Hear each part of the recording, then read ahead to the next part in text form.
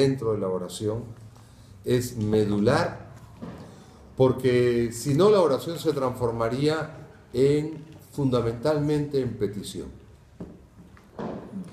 Es indispensable la escucha a Dios porque somos, y es algo que no debemos olvidarnos, criaturas. ¿No? Somos criaturas. No dioses ni Dios, porque esa justamente fue la pretensión de Adán y Eva. Le dice el demonio, seréis como dioses, serán como dioses si es que prueban la fruta. Pues no hay que olvidarnos que somos criaturas. Y como criaturas tenemos la necesidad de escuchar. Y de escuchar a quien nos hizo. No solamente somos criaturas, sino somos salvados por ese Dios que nos trajo a la existencia.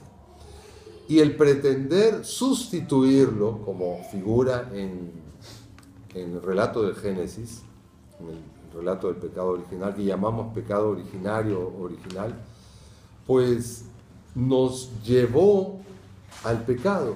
Y el pecado supone una ruptura, una herida en relación con nuestro Creador, con la creación, con nosotros mismos y con nuestro prójimo.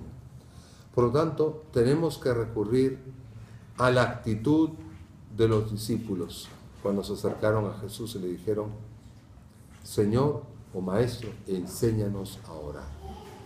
Esta actitud de enséñanos a orar resume la actitud del discípulo que sabe escuchar. Y San Pablo nos lo dice en la carta a los Romanos, capítulo 8, 26. Nosotros no sabemos,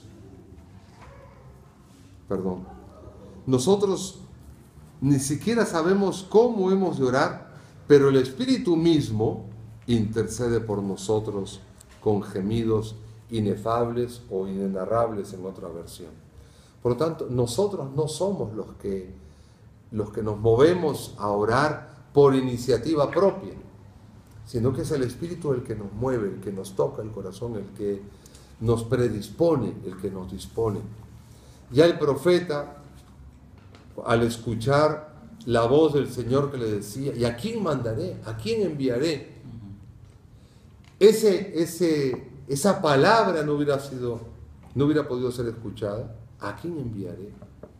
Si es que el discípulo, mejor dicho, el profeta, no hubiera tenido oídos como Samuel para decir, Señor, habla que tu siervo escucha. Como subtítulo podríamos decir, la oración cristiana es guiada por el Espíritu Santo. Por tanto, el Espíritu Santo es quien nos mueve a orar y se obtiene mayor fruto si estamos dispuestos a escuchar. La oración es un momento en el que Dios nos enseña a amar. Es lo fundamental para el cristiano. Es lo que le da sentido a su vida. Es su sal. Ya Cristo nos había dicho, si ustedes pierden la sal está simplemente para tirarla y para que sea pisoteada porque ya ha perdido su esencia, ha perdido el sentido de su vida. El amor rompe y va más allá de lo ritual o lo litúrgico. Claro, el amor que se circunscribe solamente a realizar lo que para los judíos era la ley, es decir, cumplir con el rito, cumplir con el sábado, pero que el mismo Yahvé rechazaba el sábado. Y cuando los judíos no tuvieron el templo para poder adorar al Señor, Azarías, Daniel va a decir, somos el más pequeño de los pueblos, no tenemos profeta, no tenemos rey, no tenemos templo, no tenemos cómo ofrecerte sacrificios, pero acepta nuestro espíritu contrito, es decir, esto sea un holocausto, sea una ofrenda, y esa es la oración. Y nos lo va a decir San Pablo en el capítulo 12, ¿no? Ofrézcanse los cristianos como hostias vivas. Romanos 1, hostias vivas, es decir, como ofrendas agradables, como hostias vivas, como ofrendas vivas, como se ofreció Jesucristo en la cruz. Jesucristo no ofreció un cordero, no ofreció como Abel los frutos de la tierra. Él mismo se ofreció, como lo dice la carta a los romanos, ¿no? Él, hay aquí mi cuerpo, y lo ofreció. Por lo tanto, nuestra oración debe ser la ofrenda de nuestra vida. No es un momento. La oración no es un momento. La oración se transforma en una ofrenda total, íntegra, a semejanza de la ofrenda de la tarde que realizó Jesucristo. Muy bien.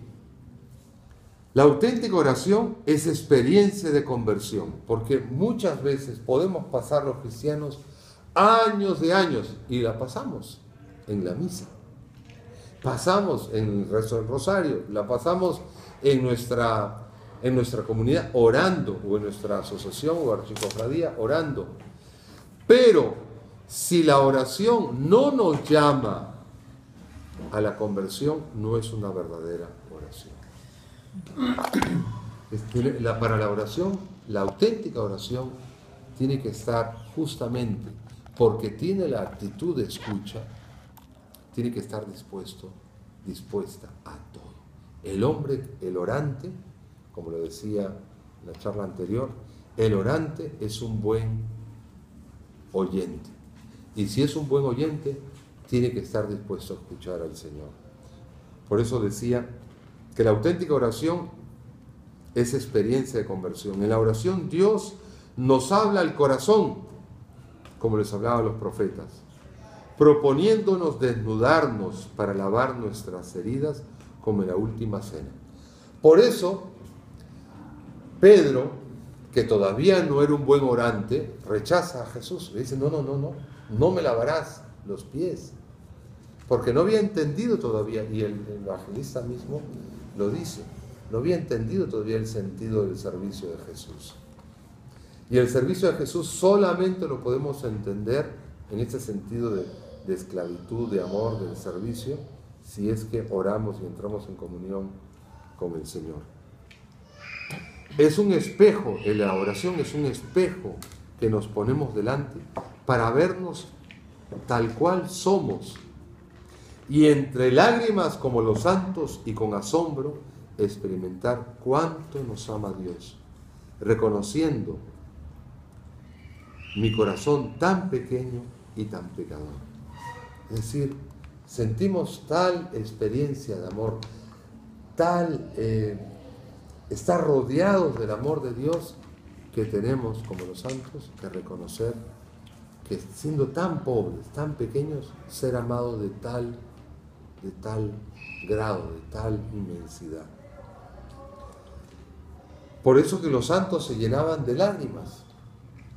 Es que no es porque era un simple sentimentalismo de los santos, no porque se emocionaban ante la estampita, no porque se emocionaban ante el crucificado, se emocionaban, evidentemente les movía el crucificado, les movía una imagen, pero era porque muchos místicos dicen que sienten como Dios en su diestra tocan su corazón, y ese toque de corazón, como otros santos han sentido también el flechazo del amor de Dios, es doloroso porque toca, como se dice, toca carne, es decir, toca lo que nosotros somos, machistas, egoístas, arrogantes, envidiosos, todos nuestros 7 pecados capitales que están en el corazón. Por eso Cristo va a decir lo que es tu tesoro, donde está tu tesoro está tu corazón.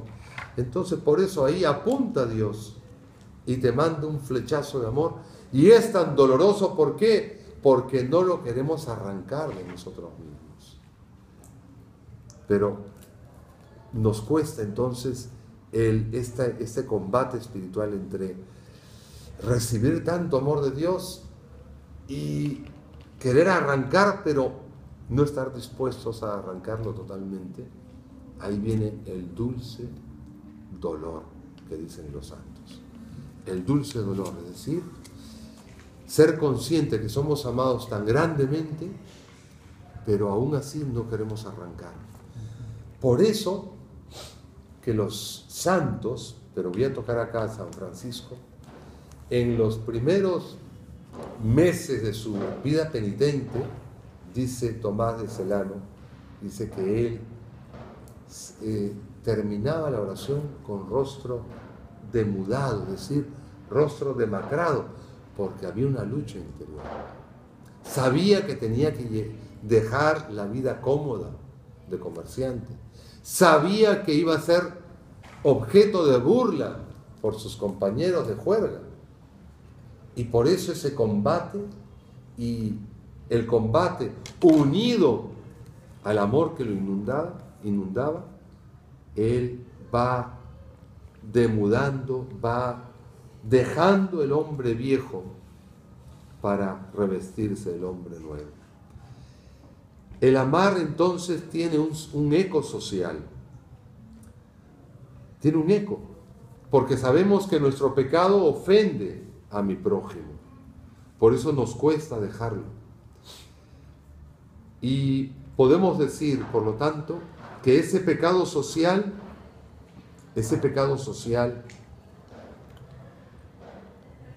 al no querer dejarlo, sabemos que somos pecadores ante los demás y somos pecadores ante los otros. Además de ello, el no dejar el pecado, al no dejar el pecado, nos fijamos, nos apuntalamos en nuestra mentalidad, en nuestros criterios y en nuestros valores. Por eso San Pablo nos va a decir que el hombre que recibe el mensaje de Cristo, como lo recibieron los discípulos, los oyentes de Pablo, dice: ¿cuánto me ha costado engendrar nuevos hijos en la fe? He tenido dolores de parto, evidentemente. No solamente el que nace al hombre nuevo, sino el que ora por el hermano que es engendrado una nueva vida, también sufre dolores de parto. Pero no dolores de parto en el sentido físico, sino desvelos, preocupaciones, oraciones y muchas veces ayuno. Orar es desear vivir en la verdad, que viene de Dios, no de mí.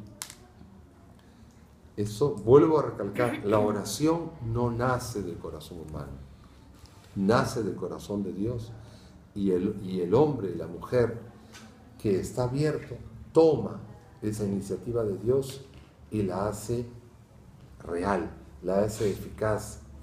Por eso, el que ora o el oyente es aquella persona que, como dice la canción, ¿no? Valiente, valiente, es el que toma el reto de Dios, el que toma con violencia el mensaje del reino de Dios y lo hace obra, lo hace carne, lo hace hoy, le da resultado hoy.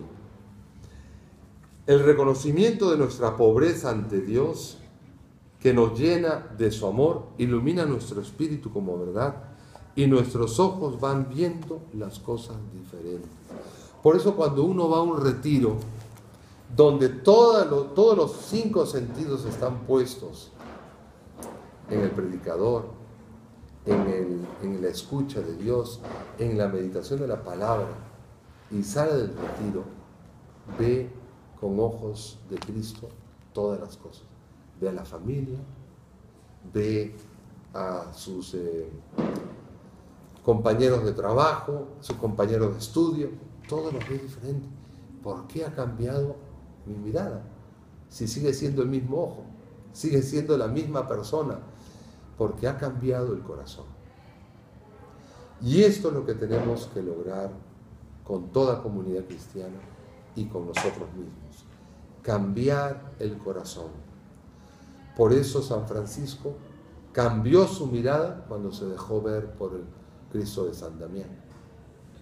Él se vio a sí mismo desde los ojos del Cristo de San Damián. Ya no se miraba a él. Él miraba o se miraba desde los ojos de Cristo, del crucificado de la capillita de San Damián. Y eso es lo que nosotros tenemos que hacer. No mirarnos con los criterios propios, que muchas veces o siempre son mundanos desde nuestra conveniencia. Muchas veces nos decimos, no, tú eres juez y parte de tu propia causa. No, tenemos que dejar a Jesús que nos mire y dejar que ser mirados, ser contemplados, dejar que Cristo nos mire y dejar que nosotros seamos contemplados por Cristo. Solo así se comprende a Jesús en la parábola del buen samaritano, que viene a ser la oración en acción. Este hombre no era simplemente un buen agente, era un hombre evidentemente con una profundidad religiosa.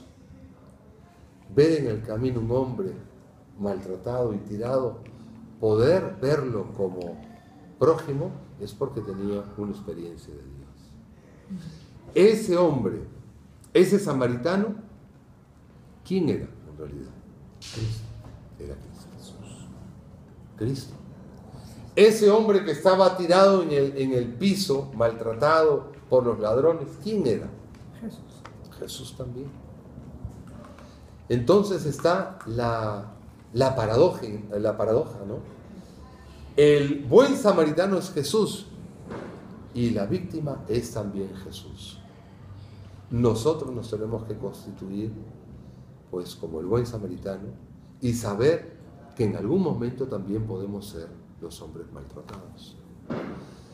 Por tanto, entra en una sinergia el cristiano, que muchas veces somos víctimas y muchas veces también debemos de constituirnos como un buen samaritano, como lo expresó Jesús.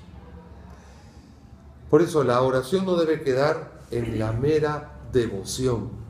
Si queda en la mera devoción, nos quedamos de pedilones.